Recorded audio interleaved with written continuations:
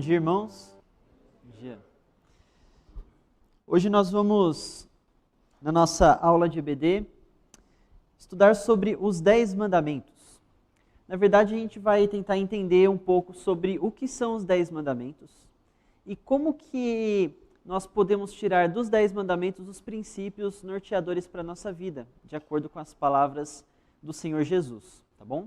Então eu quero convidar você a abrir a sua Bíblia em Deuteronômio capítulo 5, versículo 5.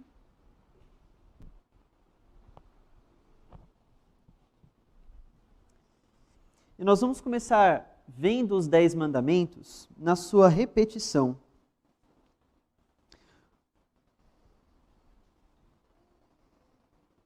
Deuteronômio é um livro que significa literalmente a repetição da lei, né? Porque o que acontece é que quando o povo está para entrar na Terra Prometida, Moisés faz alguns discursos ali para o povo, repetindo a lei do Senhor, no intuito de relembrar e fazer novas aplicações dessa lei para o povo.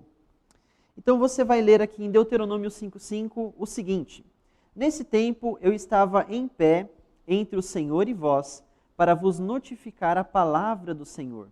Porque temestes o fogo e não subistes ao monte, dizendo: Eu sou o Senhor teu Deus, que te tirei da casa da servidão, não terás outros deuses diante de mim. O que Moisés está fazendo então é contar para o povo aquilo que já aconteceu anteriormente lá em Êxodo capítulo 20.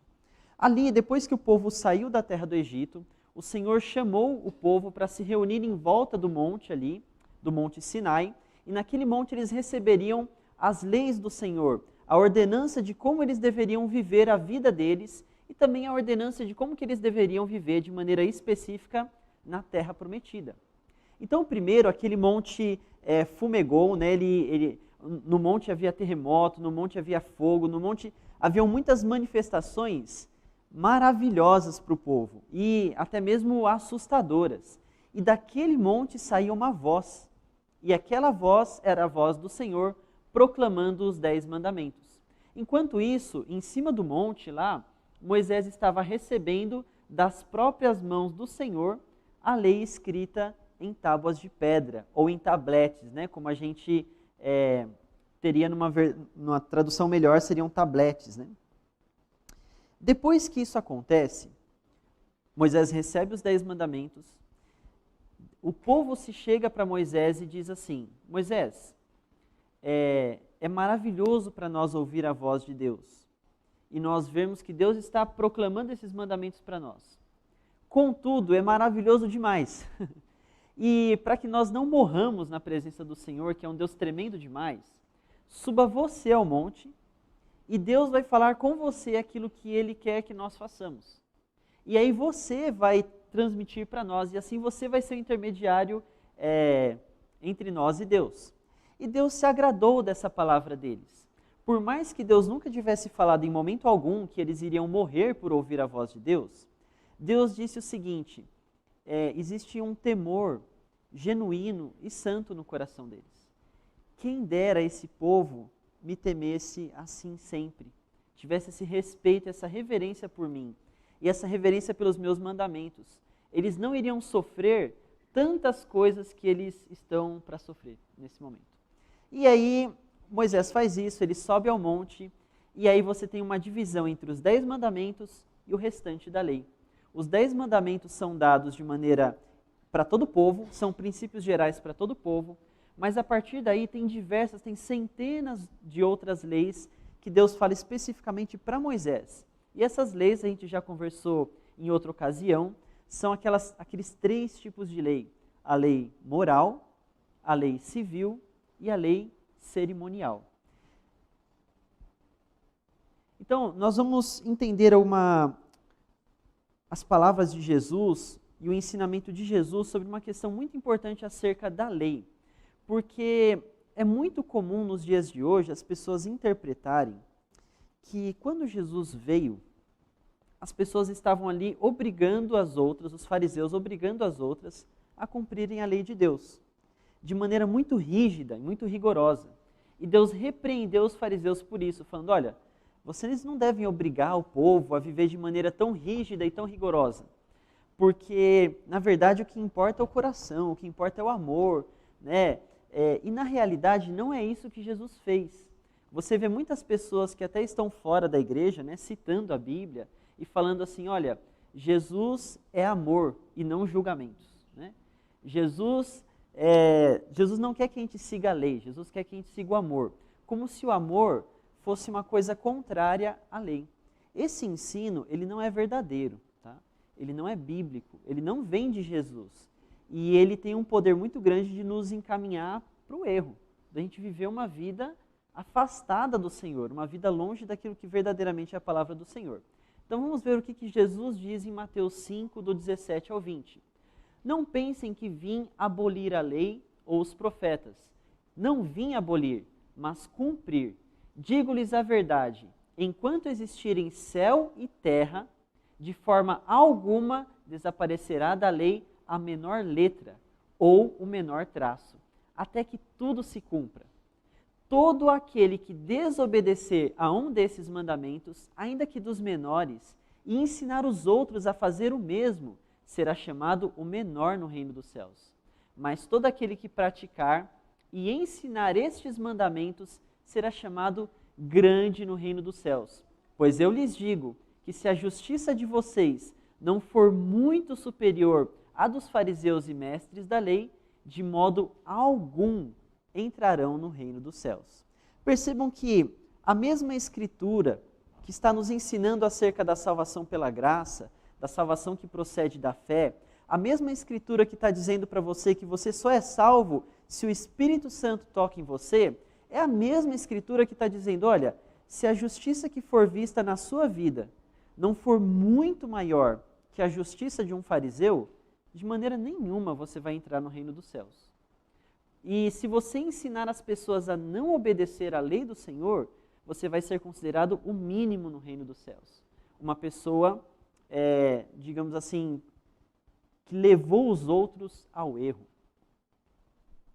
Bom, então, como eu disse para vocês, o que seriam esses 10 mandamentos? Os 10 mandamentos são princípios de vida. Eles são um resumo de tudo aquilo que Deus considera, de tudo aquilo que Deus apresenta como moral, como certo, como verdadeiro e justo, tá bom? Quando você tem uma coisa sintetizada, resumida, o que você precisa fazer? Você precisa fazer um certo esforço para entender a aplicação daquilo na vida toda.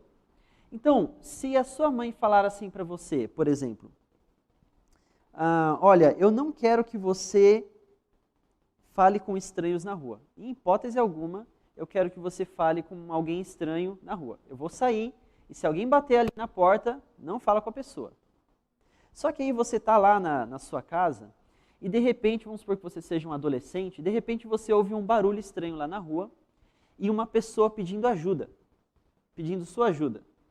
Fala, abre por favor, porque tem um cara estranho aqui me perseguindo, correndo atrás de mim. E aí você tem um desafio. E agora? A minha mãe falou que não é para eu falar com estranhos, mas tem uma pessoa ali precisando de ajuda.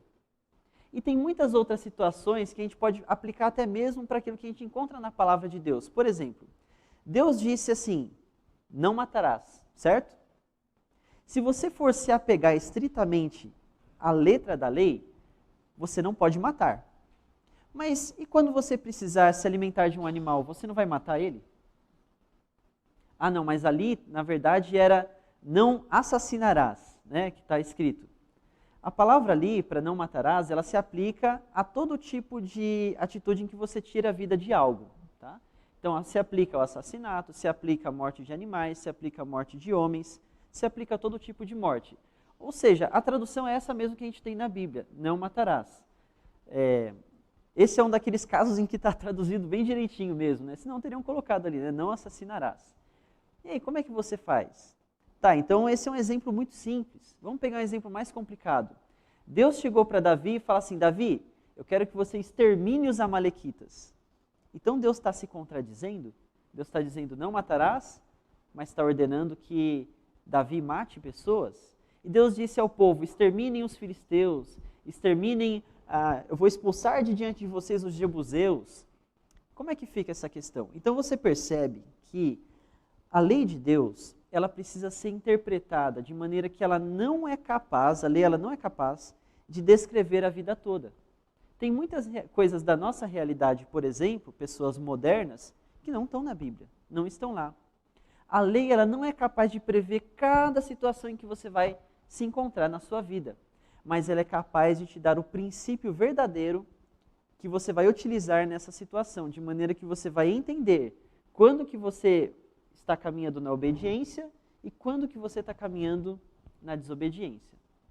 Essas leis, esse princípio dado para Moisés, depois foi aplicado por Deus para a vida na Terra Prometida.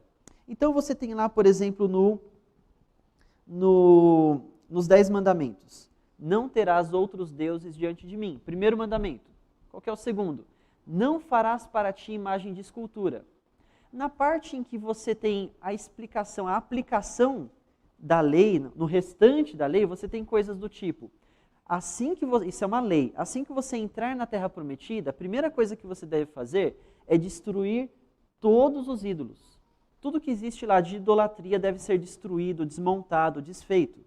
Outra lei que você tem, você deve adorar a Deus somente no local e na tribo que o Senhor escolher para adorar, e somente da maneira que Deus disser para você adorar. Ou outra lei muito específica, construa um candelabro de ouro com 7 castiçais e coloquem no tabernáculo.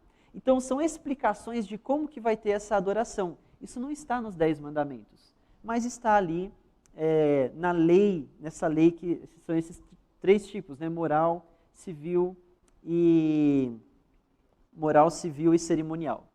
Tá bom? Então tem essa distinção aí.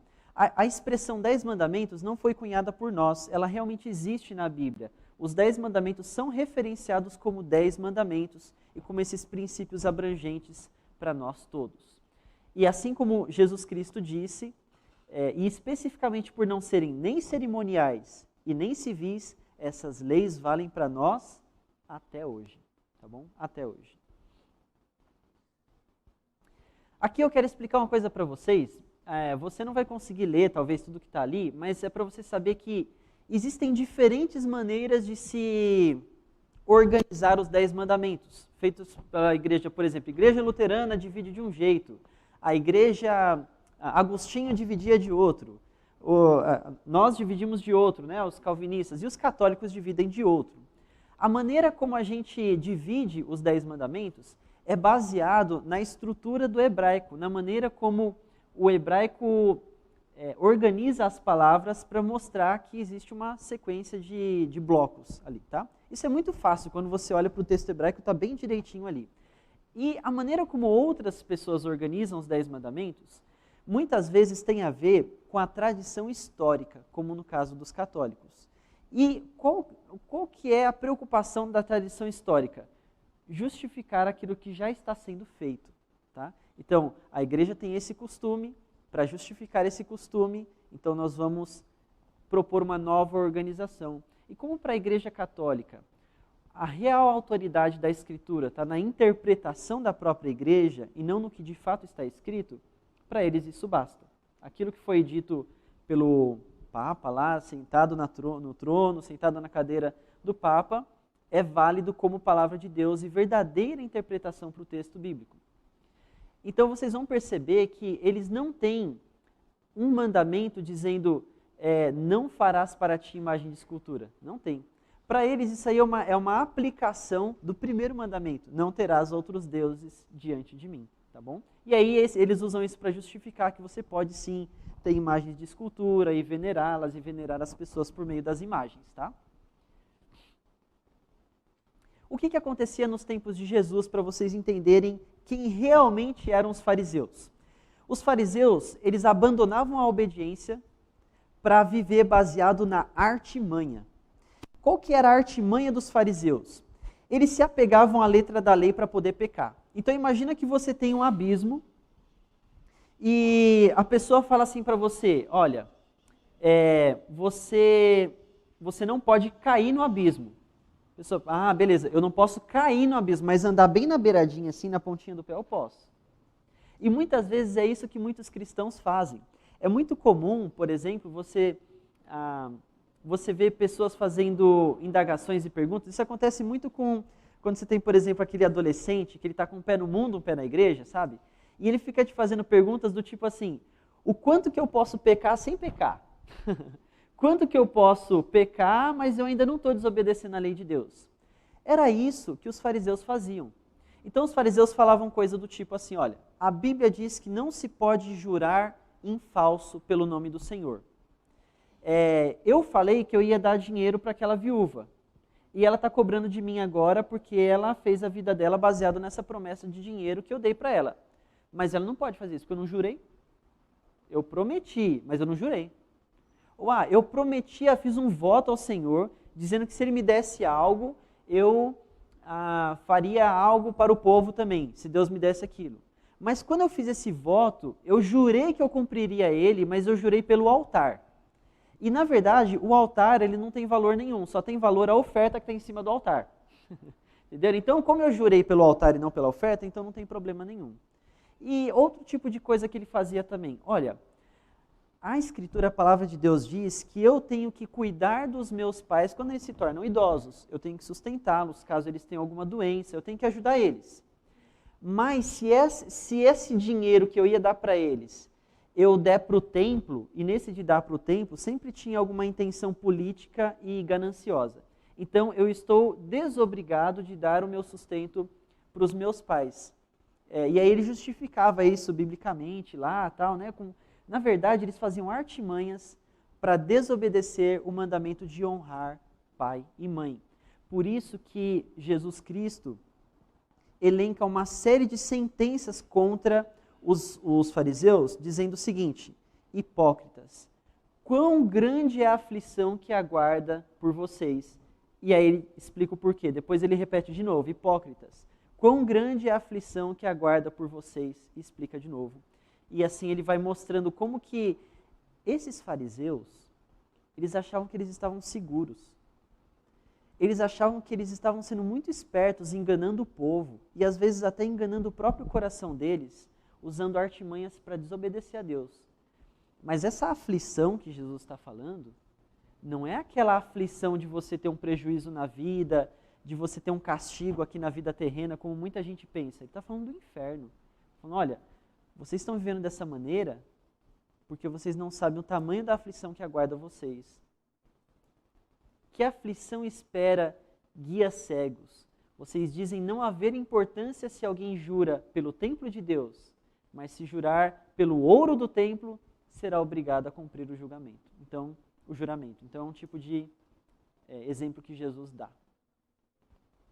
Aqui um outro exemplo também, que é aquele que eu dei do Corban, né? Mas vocês afirmam que se alguém disser a seu pai e a sua mãe, qualquer ajuda que vocês poderiam receber de mim é Corban, isso é, uma oferta dedicada a Deus. Vocês o desobrigam de qualquer dever para com seu pai e sua mãe. Assim vocês anulam a palavra de Deus por meio da tradição que vocês mesmos transmitiram e fazem muitas coisas como essa, tá bom? Percebem que, na verdade, o que Jesus está condenando não é o rigor da lei. É justamente o contrário. É falta de amor à lei de Deus.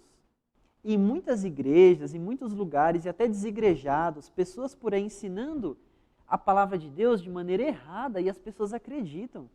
Eles vão lá e ensinam assim, olha, tá vendo aqui, Jesus está falando que a gente não tem que se apegar à lei. Mas o que Jesus está ensinando é exatamente o contrário. Ele está falando, olha, vocês têm que parar de criar tradições para desobedecer a Deus, vocês têm que se apegar à lei do Senhor. Vocês estão mostrando que vocês amam a vocês mesmos e não a Deus. Então a gente realmente tem que, pelas palavras de Jesus, amar a lei do Senhor. Ainda mais se nós dizemos que somos filhos de Deus. Bom, então agora a gente vai fazer o seguinte, a gente vai olhar cada um dos 10 mandamentos e a gente vai olhar cada um dos 10 mandamentos e entender qual que seria as consequências e implicações desse mandamento para a nossa vida e alguns exemplos dentro da palavra de Deus dessas aplicações. E aí vocês vão me ajudar na leitura dos textos bíblicos, tá bom? Então, quem se lembra qual que é o primeiro mandamento? De cor. Não terás outros deuses diante de mim. É interessante que Deus ele começa contando uma história, né? Ele fala, ó, eu sou o Deus que te tirou da terra do Egito. Não terás outros deuses diante de mim. como seria uma aplicação disso para mim e para a sua vida? Você já foi escravo no Egito? Eu nunca fui. Você foi libertado do Egito com 10 pragas? Nunca fui. Mas do que você foi liberto? Exatamente, do inferno, do pecado, da morte. Isso se aplica a gente. Quando você estuda sobre o voto na Escritura, e aí teria uma outra aula de EBD só sobre o voto, você percebe isso. Você é chamado, por meio do ensino do voto na lei, a consagrar toda a sua vida ao Senhor. Porque não tem outra resposta justa diante de Deus que não você consagrar sua vida inteira ao Senhor. Então ele está dizendo, olha, eu sou o Deus que salvou a tua alma. No Salmo 116 ele fala, né? Eu sou o Deus que livrou a tua alma da morte, livrou das lágrimas os teus olhos e de caírem os teus pés. Que darei eu, né? Em troca, que darei eu ao Senhor por todos os seus benefícios? Que darei eu? Então, não terás outros deuses além de mim. Então, em que implica não ter outros deuses além de mim? Romanos 12, 1 e 2 fala lá, né? Rogo-vos, pois, irmãos, pelas misericórdias de Deus, que apresenteis o vosso corpo em sacrifício vivo, santo e agradável a Deus, que é o vosso culto racional. Então, a gente entende já que não ter outros deuses além de mim não diz respeito só ao culto evento, ao culto momento aqui, mas ao culto vida. Você deve ter uma vida consagrada ao Senhor e a mais nenhuma outra coisa. Se você está consagrando a sua vida a outra coisa, você está se afastando do Senhor. Condena a idolatria. Vou pedir para alguém desse lado aqui abrir em Apocalipse 19, 10. Apocalipse 19, 10. Quando vocês forem ler, irmãos, é muito importante esperar o microfone chegar, tá bom? Para que todo mundo consiga ouvir bem alto e claro.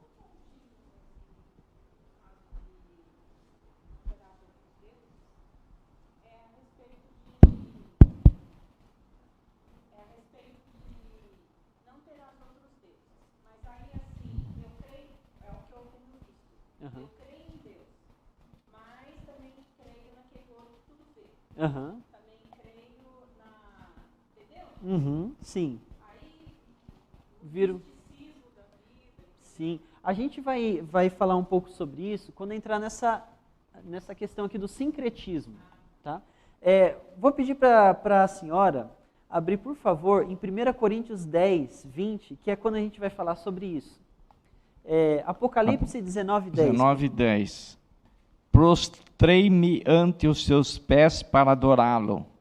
Ele, porém, me disse, vê, não faças isso. Sou conservo teu e dos teus irmãos que mantêm o testemunho de Jesus. Adora a Deus, pois o testemunho de Jesus é o espírito da profecia. Isso. Então, toda vez na Bíblia que um anjo recebe adoração, ele tem um temor muito grande de falar assim, olha, não faz isso, não me adora. Adora a Deus. Mas quando Jesus recebe adoração, ele não faz isso. Ele não faz isso. A série The Chosen, né? Não sei se vocês já viram, uma série sensacional, muito boa. É a melhor produção que eu já vi sobre a vida de Cristo. Mas tem um detalhezinho ali que eu achei que eles poderiam ter mudado, né? Que é um momento em que Nicodemo se prostra diante de Jesus. É claro, isso é uma coisa que não está na Bíblia, mas eles têm um objetivo de ensinar, né? Jesus fala assim, não, você não precisa fazer isso. Tudo bem, ele quis colocar um Jesus ali que talvez seja mais simpático, assim, mas assim, Jesus nunca fez isso na Bíblia. Quando Jesus é adorado, alguém se prostra, ele recebe adoração. Até os demônios adoram Cristo quando eles se aproximam, os demônios. Diferente de quando os apóstolos recebem adoração. São os deuses que estão entre nós. Os apóstolos, com muito esforço, têm que convencer a multidão que eles não são deuses. Não nos adorem, né? E depois eles acabam sendo apedrejados, né? Então, assim, nesse caso em Apocalipse, o anjo ele fala assim, olha, eu sou conservo teu e dos teus irmãos. O que ele está dizendo? Eu sou servo igual a você e igual aos seus irmãos. Os outros cristãos. Adora somente a Deus. Percebe que então, quando a Igreja Católica venera outros irmãos em Cristo, ela está cometendo pecado de idolatria também? Ah, mas eles não estão adorando eles como deuses. Mas veja, estão buscando nele intercessão, mediação perante o Pai, estão procurando nele providência, estão fazendo votos, né? Voto é uma coisa que você deve fazer somente a Deus. E é certo fazer voto, tá? Isso seria uma outra aula só sobre voto, mas você deve votar apenas ao Senhor, ao Senhor. Juramentos devem ser feitos apenas em nome do Senhor, né? Então, quando você se dedica em devoção a uma pessoa, um irmão em Cristo que já morreu, isso é pecaminoso. Sincretismo, vamos ler 1 Coríntios, capítulo 10, versículo 20 ao 22. O sincretismo é o tipo de pecado contra o primeiro mandamento mais comum no meio do povo de Deus. Antes, digo que as coisas que eles sacrificam é a demônios, que as sacrificam e não a Deus. E eu não quero que vos tornem associados aos demônios. Não podeis beber o cálice do Senhor e o cálice dos demônios. Não podeis ser participantes da mesa do Senhor e da mesa dos demônios. Ou provocaremos zelos no Senhor? Somos acaso mais fortes do que ele? Exatamente. Percebam que o pecado dos irmãos em Corinto não era de abandonar o Senhor no sentido de abandonar a religião. Eles não estavam dizendo que Jesus Cristo não era o Senhor. É que eles ainda preservavam o temor pelos antigos deuses deles. Então ele tinha um Deus lá que garantia para ele a fertilidade e a colheita. Durante toda a vida ele acreditou naquilo. E ele praticava sistematicamente um tipo de devoção àquele Deus, buscando alguma garantia. De repente ele se converteu a Cristo. E aí no coração dele apertava aquilo, falando, caramba, mas será que não tem também? E se Deus, vamos imaginar assim, Deus é o Deus maior e os outros são deuses menores, eu tenho que fazer uma fezinha também ali. E aí se a minha colheita vem ruim? Ou às vezes acontecia da colheita do cara começar a vir ruim depois que ele se convertia. Ou acontecia de porque ele se converteu, ele sofreu perseguição, ou ele perdeu um filho, perdeu um pai, perdeu alguma coisa assim, ele pensava, tá vendo? Os deuses estão irados contra mim. E se os apóstolos, eles sabem bastante coisa, mas eles não sabem tudo? Porque o profeta lá que me falou para adorar o Deus tal, fez milagre, fez coisa assim. E aí as pessoas começavam a ir para o sincretismo. Na lei de Deus dada a Moisés, dizia o seguinte, olha, se um profeta no meio de vocês tiver uma visão, um sonho, e essa visão dele se concretizar exatamente do jeito que ele falou para você, e eles disser para vocês assim, venham, vamos adorar outros deuses, não sigam ele. Não ouçam ele deve ser exterminado do meio do povo. Então Deus coloca como parâmetro o seguinte, olha, querem saber o que é a vontade do Senhor? Não fica indo atrás de milagre, de visão, de sonho, revelação disso, daquilo. É a lei de Deus. Alguém foi um profeta e falou e fez um milagre, aconteceu uma coisa maravilhosa. Tá, mas o que a palavra de Deus diz? Porque Satanás também faz milagre. Coincidências também acontecem. E você vai colocar a tua vida em risco por causa disso? A tua fidelidade ao Senhor em risco, porque alguém sonhou, porque alguém viu, porque alguém ficou sabendo de que apareceu o anjo, tinha 4 metros de altura. Né? Então, nós devemos fugir do sincretismo, porque nós não podemos participar da mesa da comunhão com o Senhor e da mesa da comunhão com os demônios. Esse texto tem uma revelação importante. Os demônios, eles se aproveitam da idolatria. Isso é uma coisa muito significativa. Toda idolatria tende a gerar escravidão com a força das trevas. Então, a pessoa que, por exemplo, está numa religião de matriz africana, por exemplo, se você for ver a descrição da religião, ela não acha que ela está adorando um demônio. Não gosto de Deus, eu vou aqui adorar um demônio. Né? Não é assim que funciona, seja na macumba, seja no... O orixá ali, por exemplo, ele é uma entidade que ele acredita que vai fazer o bem, vai ajudar ele, vai trazer, né? É como se fosse um guia espiritual, uma coisa assim. A minha intenção é muito boa, só que na verdade o que acontece é que os demônios se valem daquela liturgia pecaminosa para exercer influência sobre a vida daquela pessoa. Isso acontece no espiritismo, isso acontece na macumba, isso acontece em todo tipo de idolatria, na verdade. Toda idolatria esconde uma escravidão. Interessante que, quando você adora uma coisa que não se intitula religiosa, isso também gera uma escravidão demoníaca. Muitas pessoas estão escravizadas à pornografia. Muitas pessoas estão escravizadas a drogas. Muitas pessoas estão escravizadas em relacionamentos obsessivos. E os demônios também escravizam a pessoa por meio dessa idolatria. Paulo está falando, olha, aquele ídolo lá não é nada, ele por si só não é nada. Mas a pessoa que vai lá está participando da mesa dos demônios, da comunhão com os demônios. Sincretismo é uma coisa perigosa e terrível. Uma observação, irmãos, muito cuidado com coisas que se dizem não religiosas. Por exemplo, maçonaria. Maçonaria não é religião. É sim, é religião. Conforme você vai avançando nos graus da maçonaria, você tem uma conclusão sobre quem é Deus, você tem uma descrição de Jesus, você tem a vida sendo descrita e orientada. Então é uma religião. O budismo, ele diz para as pessoas, né? Não, a gente não é uma religião. A gente é uma filosofia de vida, né? É uma filosofia de vida. Mentira, porque o budismo ele tem uma descrição sobre quem é Jesus, ele tem histórias sobre Jesus, ele tem uma orientação sobre a vida e te ensina a ver a vida de uma determinada maneira. Horóscopo, cristais, gratiluz. Muito cuidado com aquilo que te orienta na vida e que não é a palavra de Deus, tá? Siga Deus. Deus tem a verdade, ele deve ser adorado, né?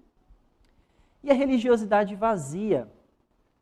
Aqui é aquele texto, não vamos abrir nesse momento, mas é aquele texto que Jesus fala assim: bem disse o profeta a vosso respeito, vocês me honram com os seus lábios, mas o seu coração está longe de mim. Então não adianta nada, né? Cumprir rituais ao Senhor, estar aqui sempre, ou fazer aquilo que Deus ordenou, mas na verdade o nosso sentimento, o nosso coração, a nossa devoção está longe do Senhor. Então, dei um spoiler aqui. Qual que é o segundo mandamento? Não vale, porque apareceu. Decorou mesmo. Não farás para ti imagem de escultura. Esse texto ele é um pouco mais difícil da gente interpretar, mas você vai ver lá na Confissão de Fé que eles vão descrever da seguinte maneira. O segundo mandamento diz respeito a toda forma de culto. Nós estudamos sobre forma de culto aqui quando a gente viu a história de Uzá, né? Uzá que foi morto por Deus quando ele tocou na arca e tudo mais. Mas temos alguns textos aí que vão dar a seguinte diretriz para a gente. Nós não devemos adorar segundo as tradições dos homens. Ou seja, você não deve se apegar a um tipo de culto como sendo o único aceitável a Deus por conta de uma tradição acima do texto bíblico, certo? Então, é claro, tem que se lembrar que existem coisas que não estão proibidas na Bíblia, mas elas vão gerar escândalo, vão gerar pecado, vão gerar problema. Mas a gente não deve, especialmente, por exemplo, julgar o culto de outras pessoas, até mesmo de outros países, de outras culturas, se biblicamente aquilo não é condenado, né? A adoração imitando o mundo, que é exatamente esse texto de Uzá, que eu falei para os irmãos. A adoração a Deus por meio de imagens, que é aquilo que está dito no próprio texto do mandamento, né? Mas o que eu quero chamar a sua atenção é isso aqui. Vamos desse lado aqui, alguém, por favor, abrir em Hebreus capítulo 11, versículo 27. O que é característico na cultura dos povos antigos?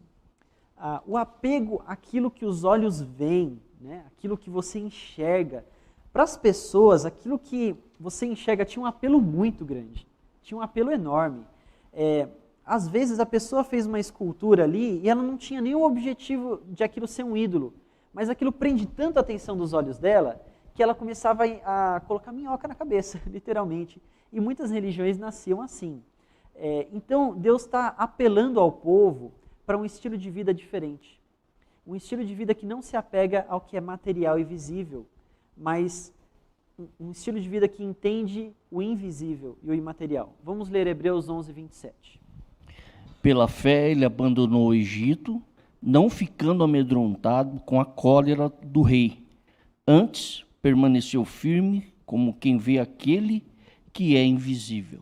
Está falando aí da fé que Moisés teve para abandonar o Egito, e inclusive o texto fala assim, ele não julgou como uma coisa valiosa o ser filho do faraó, mas ele abandonou tudo isso para ter fé no invisível. Nós temos aquele texto de Colossenses que diz assim, ao Deus eterno, imortal, invisível. Tem até um cântico, né, que cita esse texto. Ao Deus eterno, imortal, invisível, mas real. E é interessante esse texto de Hebreus, o contraste, porque o Egito era a grande nação dos deuses. Eles realmente adoravam aquilo que era visível.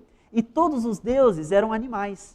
Todos os deuses eram homens com cabeça de animal. E eles adoravam mesmo esses animais como divindades. Olha, o apego deles era tão grande pelo real que eles abandonaram o eterno Criador invisível para se apegar a um bicho. Um bicho que nem sabe o que está fazendo. Um bicho. Então, Deus nos chama a viver a adoração do invisível pela fé. Você tem a fé numa eternidade que você não vê. Você tem a fé num Cristo que você nunca viu. Um dia você vai ver, mas até hoje você nunca viu. Você é chamado para ter fé na existência de anjos, na existência de demônios, de um inferno que você não faz ideia de como seja, de um céu que você não faz ideia de como seja. E repara como que muitas vezes, na luta por uma espiritualidade mais profunda, as pessoas tentam começar a tangibilizar a fé. Ah, eu vi, era assim, era assado, e aí apareceu tal coisa. E às vezes a pessoa olha para a palavra de Deus e vê um profeta que teve uma experiência visível com Deus, e ele acha que ele está sendo chamado por Deus a ter uma experiência assim também. Mas, na verdade, o apelo da palavra de Deus para minha e para a sua vida é a adoração do invisível pela fé. Não farás para ti imagem de escultura. Qual que é o próximo mandamento? Qual? Não tomarás o nome do Senhor teu Deus em vão. Esse é um mandamento muito esquecido. Na verdade, daqui para baixo, a maioria dos mandamentos são bastante esquecidos, assim, no dia a dia. Deus nos ordena que a gente não tome o nome dele em vão.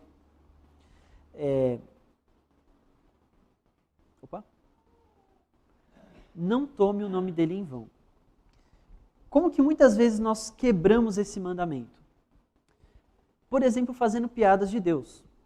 O crente brasileiro, especialmente, ele é bem engraçado, né? É divertido você conversar com o Filho de Deus, porque a gente é bem humorado mesmo. A gente teve a salvação da nossa alma. A gente tem, juntamente com a salvação, todas as bênçãos de Cristo, né? E o Senhor renova o nosso coração é muito alegre mesmo. Mas às vezes a gente perde a mão. Às vezes a gente faz piada com coisa que não devia. Faz graça com coisa que não deve. Irmãos, tem certos assuntos que eles têm um peso. Tem certos assuntos que eles têm outro peso. Tem certas palavras que elas têm um valor. Tem certas palavras que elas têm outro valor. Existem palavras que elas não só têm mais valor, elas são santas. Elas são santas, são palavras especiais. O nome de Deus, do Senhor nosso Deus, ele deve ter um peso especial na minha e na sua vida. Quando você santifica o nome de Deus no seu coração, você passa a ter um relacionamento mais profundo e próximo com o Senhor, sabia? Jesus Cristo ensinou, por exemplo, a santificação do nome de Deus, aonde? Quem se lembra? Na oração do Pai Nosso. Primeira coisa, Pai Nosso que estás no céu, santificado seja o teu nome. Ele começa a oração dizendo para ele mesmo e pedindo ao Senhor que o Senhor ajude ele a entender o peso do nome de Deus, daquele diante de quem ele se aproxima. É interessante que no Antigo Testamento, muitas vezes, o nome de Deus e Deus são intercambiáveis.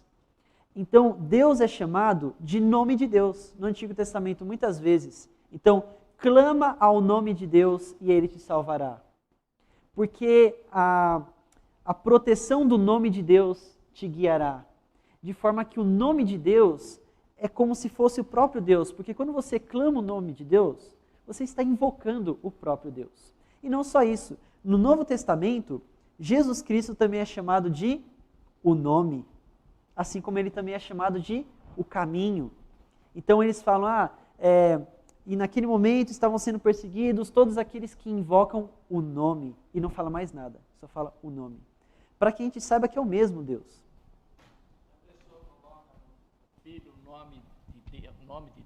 Se a pessoa coloca no filho o nome de Deus, ela também não está tomando o nome de Deus em vão? Por exemplo, o nome Jeová ou Jesus? Uhum. Eu acho que sim. Eu acho que colocar o nome, por exemplo, é complicado, né? Tem algumas pessoas que chamam Jesus. Eu acho complicado, porque assim, você chamar Jesus, na época de Jesus, tudo bem, porque tinham muitos Jesuses naquela época, né? Muitas pessoas chamavam Jesus. Agora, depois que Jesus veio, tem outro peso para nós o nome Jesus. E assim, às vezes, você botar o nome do seu filho de Jesus, pode fazer você correr o risco de banalizar o nome no seu coração, e você pode levar outros a tropeçar. Você pode levar outras pessoas que vão conviver com aquele ser humano o resto da vida a banalizar o nome de Jesus. E imagina a situação desse menino fazendo arte. Eu aluguei a casa para Jesus e eu ficou devendo uns 3 dias. Você vê como é complicado, cara? Eu acho que assim, se fosse ser bem ameno, se fosse ser bem brando com a pessoa, é no mínimo falta de temor. Não põe o nome do Filho de Jesus. Tá? Não, nada correto. Então, complicado. Agora, vamos ver algumas aplicações na palavra de Deus de usar o nome de Deus em vão. A gente vai ver alguns aspectos aqui positivos e negativos, tá? O que significa positivo e negativo? Positivo é de uma coisa que você deve fazer, negativa é de uma coisa que você não deve fazer, tá? Geralmente é assim que usa esse termo. Então, nós somos chamados a engrandecer o nome do Senhor. Bom, o nome do Senhor não tem como ser maior do que o que ele é, mas aí entra naquilo de glorificar a Deus, enfim, você não vai aumentar a glória de Deus, mas você vai declarar essa glória, mostrar. E você vai ajudar outras pessoas a considerar o nome de Deus como algo precioso, importante, maravilhoso, salvador. Lembra disso, é o Deus que te perdoou dos seus pecados, que te tirou do inferno e da morte. Né? A gente entra num assunto aqui também muito legal. Vou pedir para alguém desse lado aqui abrir em Deuteronômio 6,13. A gente aprende ao longo da vida, às vezes, algumas coisas que muitas vezes não é uma interpretação muito correta da palavra de Deus. Mas isso acaba se popularizando, algumas coisas acabam se popularizando. E aí você acaba incorrendo em erro ali. Mas muitos de nós já aprendeu e já ouviu que jurar é pecado. Jurar é pecado. Jurar é pecado e pronto. Né? Mas será que jurar é pecado mesmo? Vamos ver o que a Bíblia fala em Deuteronômio 6,13. Quem está aí com o texto?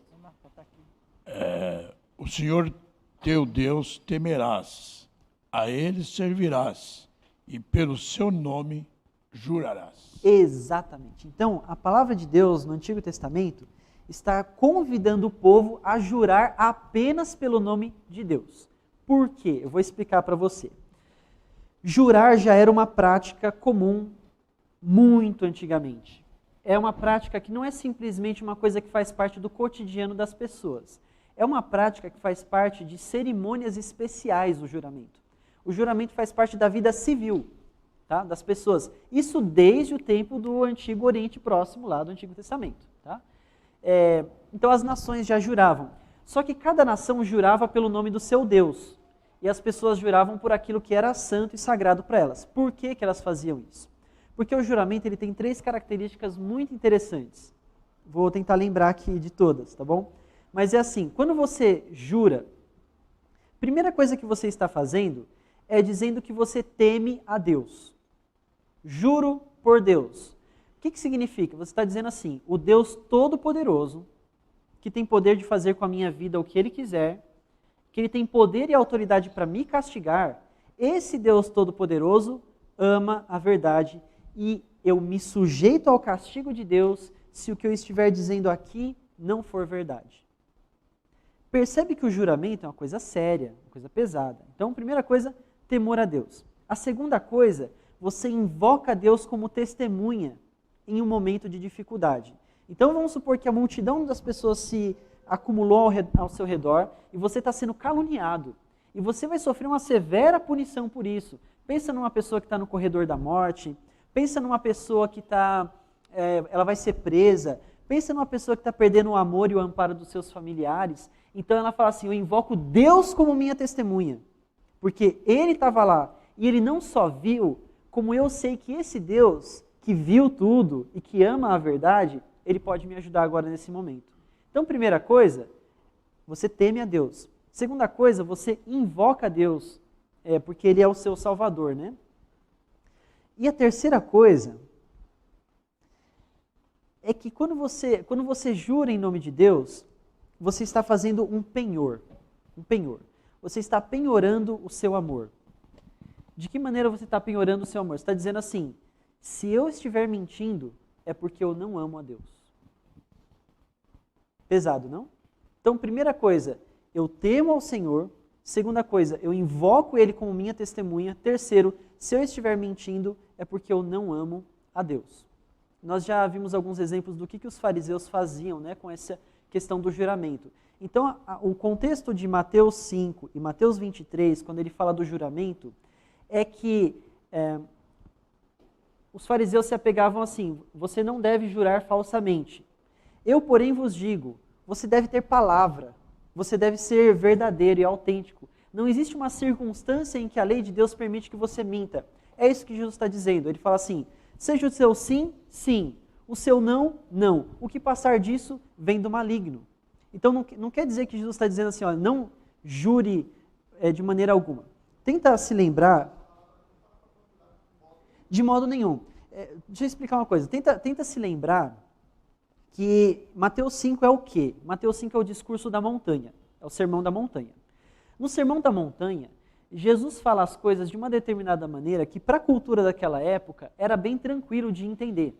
Era algo bastante... para quem te entende, você comunica com menos. Como diz o mineiro, né? Não precisa falar muito, que já entende, né? Então assim, Jesus se comunica de uma maneira um pouco mais curta do que ele se comunicaria conosco. E eu posso dar um exemplo. Jesus fala assim, se o teu braço te faz pecar, corta e joga fora. Porque é melhor você entrar no céu, no reino de Deus, né, sem um braço, do que com os dois braços ser lançado no inferno.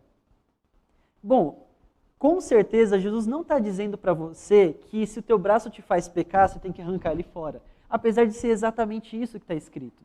Primeiro, o teu braço não te faz pecar. Quem que te faz pecar? Seu coração, é você mesmo, é o seu pecado, né? Segundo, o fato de você cortar o braço, você vai pecar com o outro, entendeu? E se você cortar os dois e a perna, você vai pecar na cabeça, nos olhos, no pensamento. O que é que Jesus está dizendo? Ele está falando assim, olha, abandona radicalmente e com fúria tudo aquilo que te afasta de Deus. Abandona com força. Eu amo esse trabalho, mas esse trabalho me afasta do Senhor. Então corre, se demite, sei lá, faz alguma coisa, mas abandona isso. Eu amo essa pessoa, mas essa pessoa me afasta do Senhor. Então abandona essa pessoa aí, né? Esse namoro, ou essa paixonite, é isso que Jesus está falando. Para aquelas pessoas ele não precisaria explicar isso, por conta da cultura hebraica delas. Tá? Então esse é um exemplo apenas. A mesma coisa aí, a própria lei de Deus está dizendo que você deve jurar somente pelo nome do Senhor. Então, quando Jesus fala isso, e por causa do contexto do que os fariseus faziam, ele está dizendo, olha, ouviste o que foi dito, não jurareis em falso. Eu, porém, vos digo, não jure de maneira alguma, não jure pelo céu, não jure de maneira alguma em falso, mas tenha uma palavra verdadeira. Porque o que acontece com o juramento?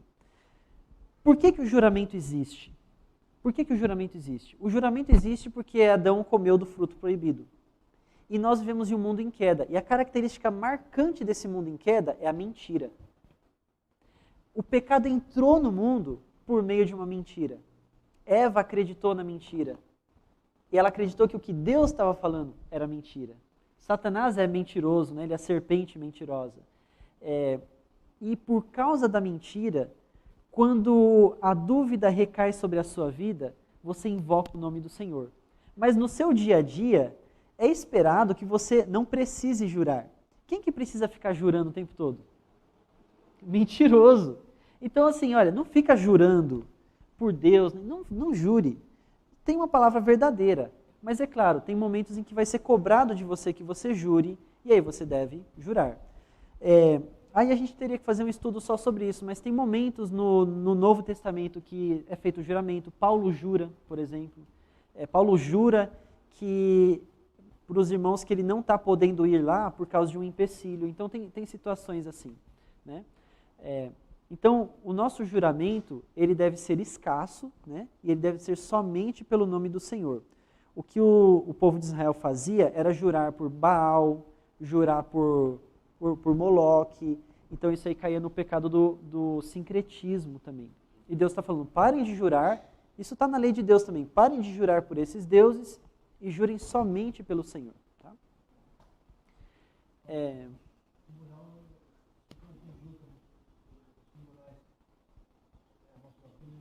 Isso, você põe você é chamado, esse é um exemplo, né? Onde que acontece o juramento? Você é chamado num tribunal e você tem que pôr a mão sobre a Bíblia. Você jura dizer a verdade, somente a verdade, nada mais que a verdade? Se você for convocado a um tribunal, não tenha medo, não é pecado, tá bom? Você jurar sobre a Bíblia. Na verdade, assim, quem que pode falar para você que você tem que jurar? Uma autoridade civil ou alguém de muita autoridade sobre a sua vida. Se alguém de maneira banal pedir para você fazer um juramento, você pode ficar ofendido, que a pessoa está te chamando de mentiroso, entendeu? São apenas em casos graves e muito importantes que você pode espontaneamente, né, mas que você pode também ser obrigado a jurar. Esse é um caso. Você deve obediência à autoridade civil e fazer o juramento. Um dia eu vou ter que fazer um juramento, para vocês verem que isso é um ensinamento da própria IPB. Eu vou fazer um juramento de que eu vou seguir os símbolos de fé da IPB, que é a confissão de fé, o catecismo maior e o catecismo menor. Eu vou ter que fazer esse juramento. Como que seria pecado se os próprios pastores são obrigados a fazer um juramento? Aqui, uns dias desses aqui, eu fiz um juramento com essa aqui, né? A gente fez um juramento, juro, te amar e respeitar, e aquilo foi um juramento, entendeu? Então, assim, juramentos fazem parte do cotidiano da nossa vida. Então, não jurar enganosamente ou temerariamente, que é aquilo que acontece com os fariseus, e não envergonhar o nome de Deus. Vamos ler Romanos 2:24? Vou pedir para alguém desse lado aqui, por favor, abrir em Romanos 2:24. Eu acho que talvez eu precise dar uma acelerada, né, irmãos?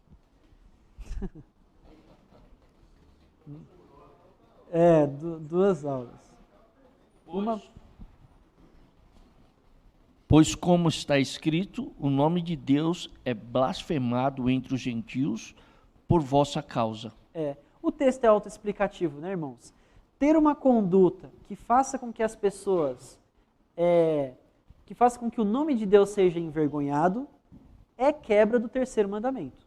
Então, você ter um procedimento de vida que faz com que o nome de Deus seja envergonhado, é quebra do terceiro mandamento, tá bom? Eu vou fazer o seguinte, então. Eu vou explicar para vocês os próximos mandamentos. A gente não vai ler os textos bíblicos e depois eu posso passar para vocês.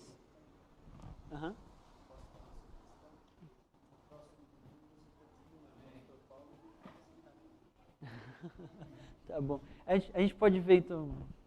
Eu vou então seguir aqui até o quarto. Até o quarto eu vou seguir aqui. Então, o quarto mandamento, o quarto mandamento encerra a primeira tábua da lei. Então, são duas tábuas da lei. E é entendido que as duas tábuas da lei se referem a dois assuntos distintos. O primeiro é o relacionamento vertical, o relacionamento seu com Deus. E é engraçado que isso aqui é característico da lei de Deus. Existiam outras leis nos povos antigos muito parecidas com a lei de Deus, até anteriores à lei de Deus. Mas eram assim, vocês devem fazer isso, vocês não devem fazer aquilo. Quando vocês os 10 mandamentos é tu. E isso foi, digamos assim, escandaloso para aquela época. Porque quem é esse Deus que se relaciona comigo? Sei lá, Anubis, pro Moloque, não existia isso. Ele era o Deus do povo, você era uma formiguinha que sumia na multidão. No máximo, ele se relacionava com o rei, que era o filho do Deus fulano de tal, ou com o sacerdote X, com o sacerdote Y. Deus não se relacionava com você. Mas aqui sim. Aqui Deus fala, tu. E lembra tu do dia do sábado para santificá-lo.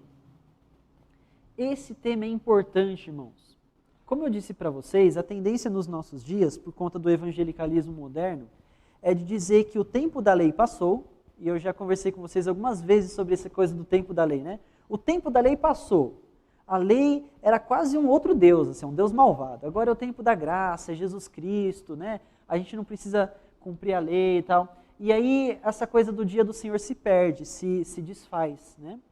Então, na verdade, esse mandamento, por ele estar nos 10 mandamentos, isso reforça para a gente que ele permanece para a gente até hoje.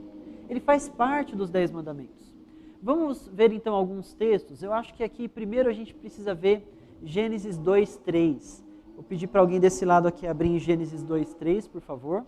Enquanto isso, alguém já pode abrir para a gente aqui do outro lado, em Êxodo 23:12. Tá? Aqui desse lado, Êxodo 23:12 e aqui Gênesis 2:3.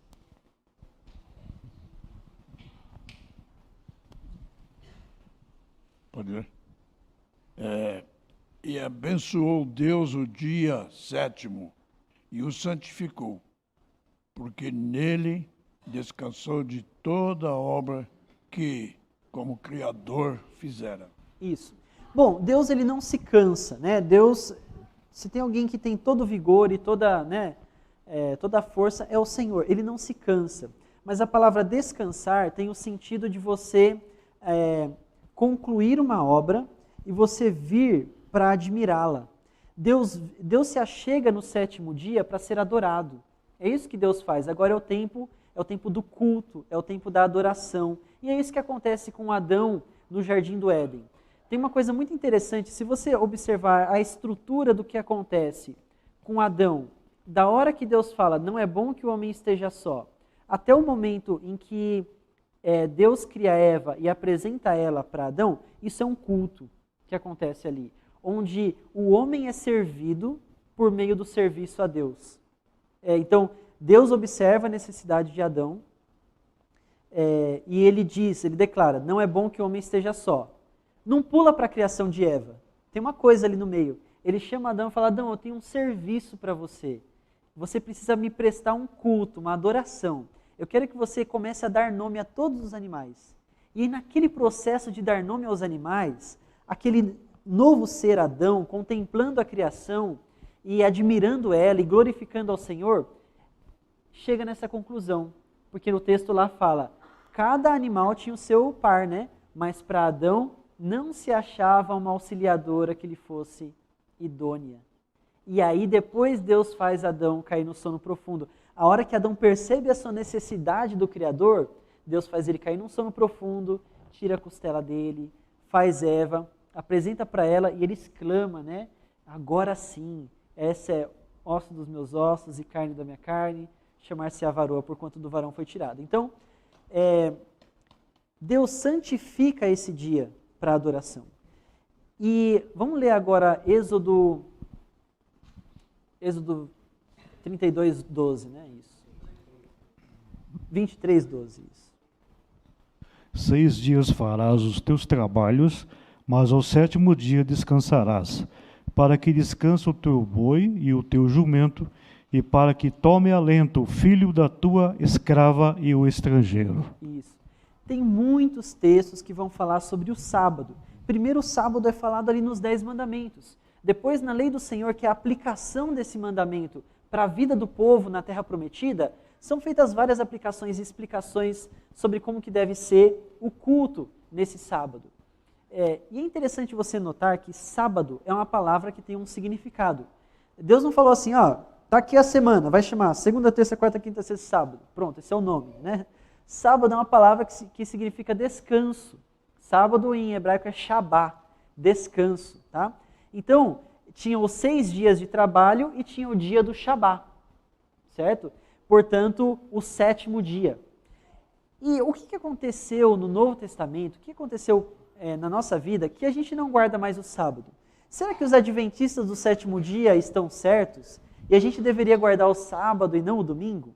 Por que nós guardamos o domingo? Bom, quando Cristo veio e cumpriu toda a lei, nós vamos ver lá no final que ele mostrou essa aplicação da lei, o princípio mais abrangente da lei. As pessoas entenderam qual que era a ideia do sábado. Qual que é a ideia do sábado? É você descansar, adorar e abençoar. Então você precisa se lembrar que Deus, o Senhor nosso Deus, Ele mesmo é o Deus do trabalho e Ele é o Deus do descanso. Você não deve viver para trabalhar. Quando o povo era escravo na terra do Egito, a vida deles era consagrada ao trabalho, porque eles eram servos dos ídolos, ou seja, eles eram servos dos demônios. E os demônios obrigavam eles ao trabalho. Mas quando Deus chama eles para a adoração, Ele diz, olha, vocês devem ir para o deserto para adorar. E quando Ele dá os 10 mandamentos, Ele fala, eu ordeno a vocês que vocês descansem. Eu ordeno que vocês descansem. Portanto, uma vida que não considera o descanso com seriedade e devoção e não consagra o descanso ao Senhor, é uma vida em pecado. Mas não só o descanso, esse dia santo, é um dia para buscar a presença do Senhor. Ah, mas eu tenho que buscar Deus todos os dias. Todo dia é dia do Senhor. Todos os dias são santos para Deus, né? Se todos os dias são santos, então nenhum é. Certo? Porque santo significa separado. Deus deve ser amado e adorado todos os dias. Mas no Shabá, no dia santo, é um dia de se consagrar ao Senhor de maneira mais especial, completa e profunda. Então, de que maneira deveria ser celebrado o Shabá? Você deveria estar pronto para ir àquilo que é chamado de Santa Convocação. A Santa Convocação da Assembleia de Deus, né? Não da igreja, a Assembleia de Deus, dos crentes em Cristo, para adorar ao Senhor. Você deve guardar esse dia para ter momentos de devoção particular perante Deus, ou com a sua família. Talvez um tempo que você não tem de tanta qualidade durante a semana, porque você também precisa se consagrar ao Deus do trabalho, né, que é o Senhor, mas nesse dia você vai poder fazer isso, você vai ter tempo para fazer isso, junto com sua família e junto com os outros irmãos. O que acontece é que eles entenderam esse princípio e entenderam que o importante em si, naquele momento, não era guardar o sábado da lei, mas era guardar o descanso. Então, Cristo ressuscita no 8º dia, no domingo, o primeiro dia da semana. E quando isso acontece, os apóstolos passam a celebrar essa santa convocação no domingo. Então a gente vai ver isso, por exemplo, em Atos 20, capítulo 11. O que acontece em Atos 20, capítulo 11? Eles chegam numa cidade e eles chegam na cidade, acho que numa segunda, eles esperam até completar todos os dias e somente no domingo eles fazem a reunião deles de adoração ao Senhor. Em outros tantos textos, Paulo fala assim, olha, no primeiro dia da semana, separem a oferta na casa do Senhor para ser enviada para os missionários. Por que não no segundo? Ou no terceiro? Ou no quarto? Os dias não são todos especiais para separar a oferta para o Senhor? Por que tem que esperar para chegar no domingo? Porque domingo eles entendiam que era um dia especial de se achegar na presença do Senhor e trazer a oferta. Senhor, essa é a oferta das minhas mãos para abençoar a tua obra. Isso vai caminhando até que nós finalmente chegamos em Apocalipse 1:10. Eu vou pedir para alguém aí abrir em Apocalipse 1:10. Quando chega Apocalipse, você tem a conclusão de que a igreja, e se você estuda a história da igreja, você percebe isso, que no primeiro século, eles adotaram o domingo como o dia do Senhor. Só que acontece um detalhe. Deus, por meio da palavra dele, autentica o domingo como o dia do Senhor. Agora não é só mais uma conveniência da igreja, agora é uma bênção do próprio Senhor sobre uma conclusão da igreja. Então eu vou pedir para ler Apocalipse 1:10. Achei-me em espírito no dia do Senhor, e ouvi por detrás de mim grande voz como de trombeta. Isso. João estava na ilha de Patmos, quando ele teve a visão dele do Apocalipse. E ele fala, eu estava na ilha de Patmos no dia do Senhor. Apocalipse foi escrito já quase no final do 1º século.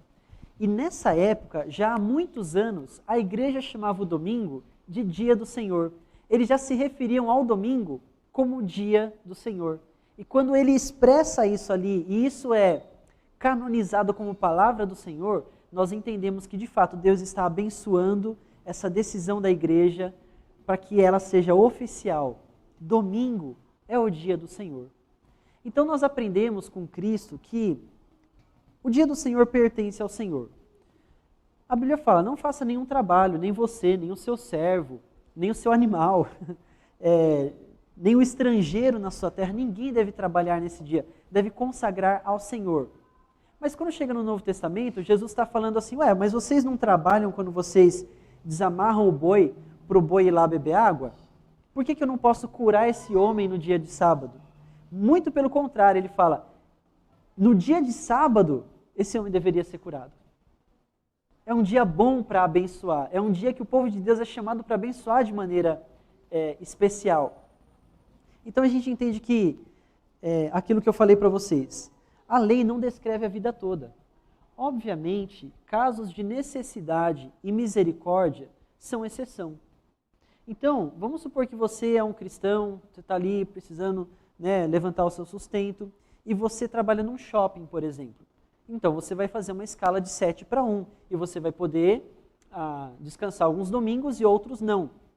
Então, é pecado então você trabalhar no shopping? Não, não é pecado. Mas o que você deve fazer? Você não deve se acomodar com essa situação. Assim que possível, procure um trabalho onde você tem o domingo livre. Você também não deve usar essa desculpa da pessoa que trabalha no shopping para fazer exceção o tempo todo. Então eu vou Deus não liga para isso, porque não tem problema trabalhar no shopping, tá? Então eu vou viver o meu domingo de qualquer jeito. Vou trabalhar no domingo mesmo, ou eu vou fazer coisas que não tem nada a ver com Deus, eu vou tirar o dia para ir em show, para ir em festa, para ir em não sei o quê, para ir para lá, para ir para cá. Não é essa a ideia. Consagra o teu domingo ao Senhor e faça o possível para isso. E é claro, se alguém está precisando da sua ajuda, do seu socorro, você não vai medir esforços para abençoar a vida dessa pessoa, porque você também é convidado no dia do Senhor para ser instrumento de bênção, para ser instrumento de edificação. Então, o 4º mandamento nos lembra do princípio de consagrar o dia santo, do princípio do descanso e de que Deus consolida o domingo, de fato, como um dia do Senhor. Deus promete bênçãos para a nossa vida quando nós zelamos e guardamos o dia do Senhor. Deus promete que a fidelidade dele não vai nos desamparar quando nós confiamos no Senhor de todo o nosso coração. Mas quando a nossa confiança é dividida, quando a nossa confiança é sincretista, quando a nossa confiança ainda não é madura, a gente vai ter muitas dificuldades em muitas áreas da nossa vida, ainda na terra, ainda na vida terrena, tá bom? Então, irmãos, fica para o próximo domingo ou uma outra ocasião, a 2ª tábua da lei, que é aquela que diz respeito ao relacionamento uns com os outros, tá bom? Quero só ler um último texto aqui. Depois a gente vai ver isso aqui. Porquanto o que fora impossível à lei, no que estava enferma pela carne, isso fez Deus, enviando seu próprio Filho em semelhança de carne pecaminosa, e no tocante ao pecado, e com efeito condenou Deus na carne o pecado, a fim de que o preceito da lei se cumprisse em nós, que não andamos segundo a carne, mas segundo o Espírito. Para você era impossível amar a Deus. Impossível. Para qualquer pessoa que você veja fora do mundo, é impossível amar a Deus. Você tem um vínculo, uma identificação extrema com cada pessoa que invoca o nome do Senhor, que só vocês dois têm, ou só o povo de Deus tem. Você, pelo Espírito de Deus, é livre do pecado. Pelo Espírito do Senhor, você é capacitado a amar ao Senhor. qualquer boa obra que você veja fora no mundo não é fruto de amor ao Senhor. Mas aqui na casa de Deus isso existe. E glória a Deus por isso.